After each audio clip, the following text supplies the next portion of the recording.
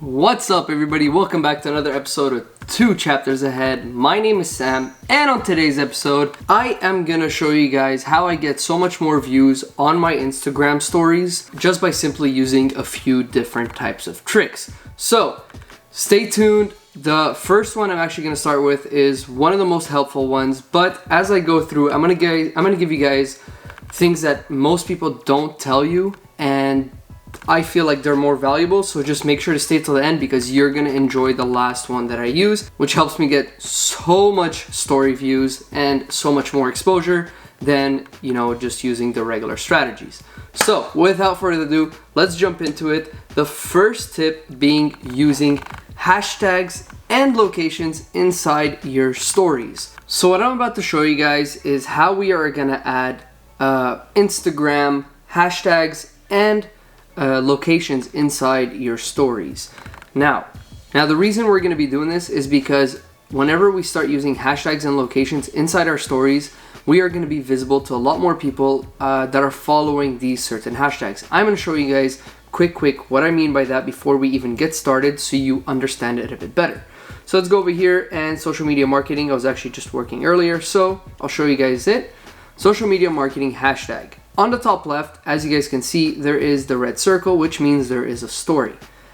And what this means is the person is using hashtag social media and it's gonna pop up on the story. So hashtag social media marketing, so on and so forth, and they're all gonna show up. Now, let's say this one, if you guys notice, the hashtag is not showing up. And I am gonna tell you guys why it's not showing up, but they are still ranking for it.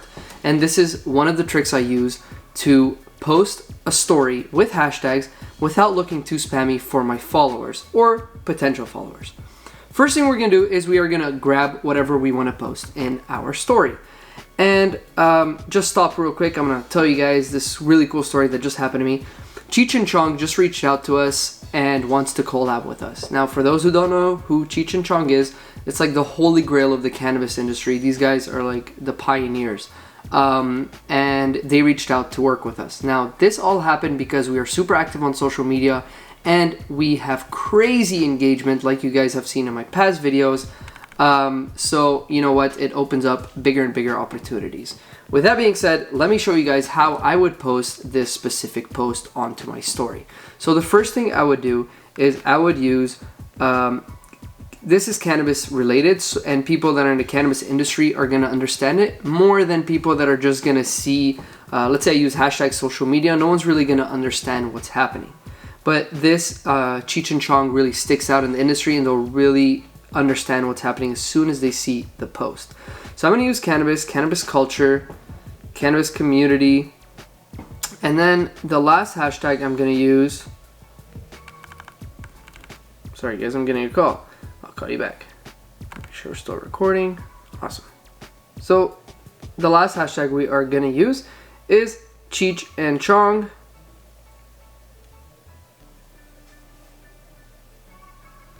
And then once we have done all this, what I would do is I would add the location. So just because I am in a certain place, it does not mean that I will not use a different location. I live right now currently in Canada.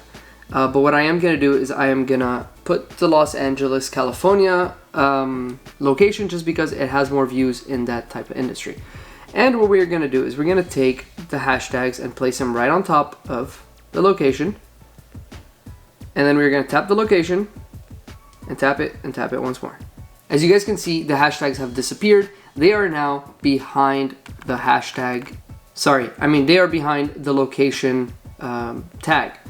So the hashtags are still going to give you the same results even though they are hidden, but it still looks a lot cleaner for your followers and viewers. Now, step number 2 is obviously I'm going to tag Cheech and Chong, and I'm going to tag Tommy Lee because Tommy Chong,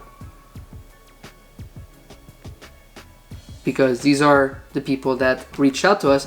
And they could potentially repost this inside their story. They might not, but still, people, they might be curious, who are these people? Why, like, what's so cool about this? Then they'll click on Cheech and Chong and find out there's like 2.5 million followers, 2.3 million followers, and, the credibility's there. So, with that being said, we now have the post almost ready. So we have the Cheech and Chong, we have both tags, we have the hashtags, and we have the California post.